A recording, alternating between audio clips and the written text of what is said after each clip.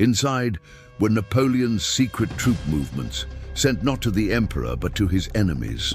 For years, one of Napoleon's most trusted men had been quietly feeding his plans to Austria, to Britain, and to Russia.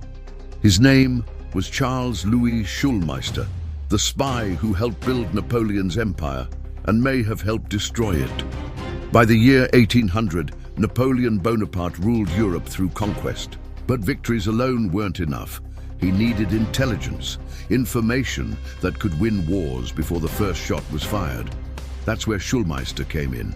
Born in 1770 near Baden on the Rhine, Schulmeister started as a smuggler. When revolution tore Europe apart, he learned that secrets were more valuable than gold. He was recruited by Napoleon's cunning Minister of Police, Joseph Fouché, a master of spies and deception. Fouché saw in Schulmeister a man who could disappear into any crowd, speak any language, and deceive any officer. By 1805, Schulmeister was working directly under General Louis-Alexandre Berthier, reporting to Napoleon himself. His mission was clear: mislead the enemy. He spread false reports to the Austrian army, pretending to be their loyal informant. He told them Napoleon's forces were weak, retreating, exhausted. It was a lie, and it worked.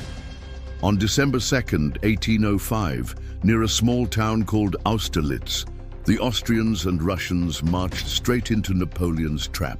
The result was one of the greatest victories in military history, the Battle of the Three Emperors. Napoleon crushed his enemies in a single day, and Schulmeister's deception had made it possible. Napoleon praised him personally, writing that, "His tricks have served my plans." For the next few years, Schulmeister became the shadow of Europe. He operated in Vienna, Munich, and Prague, disguised as a pastor, a banker, even a nobleman. He built a network of agents that reached deep into the courts of Europe. But the deeper he went, the more dangerous his web became. By 1809, Schulmeister's network began to collapse. Enemy agents had infiltrated his system. British intelligence and Austrian counterspies began intercepting letters, decoding his messages and exposing his informants. He was hunted by both sides, by those he spied on and those he once served.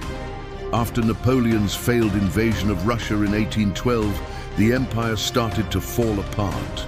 The intelligence service that once terrified Europe was breaking from within. By 1813, Schulmeister was accused of treachery. Some claimed he had sold secrets to the enemy. Others said he was framed by jealous rivals inside Napoleon's administration. When Napoleon finally fell in 1814, Schulmeister's name disappeared from all records. He was briefly arrested, questioned by the Allies, and released without trial. He returned to Strasbourg, opening a small tobacco shop, a quiet life for a man who once changed the course of empires. He lived in obscurity until his death in 1853. No medals, no honors, no recognition, just silence. To this day, historians debate his true loyalty. Was Schulmeister a double agent, a patriot who served Napoleon until the end, or a survivor who played both sides to stay alive? Napoleon once said, "A spy can save an army or destroy one."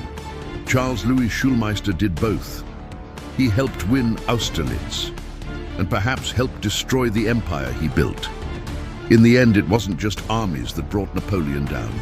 It was secrets, lies, and the invisible war fought in the shadows. History remembers the generals. But sometimes it's the spies who change the world and vanish without a trace.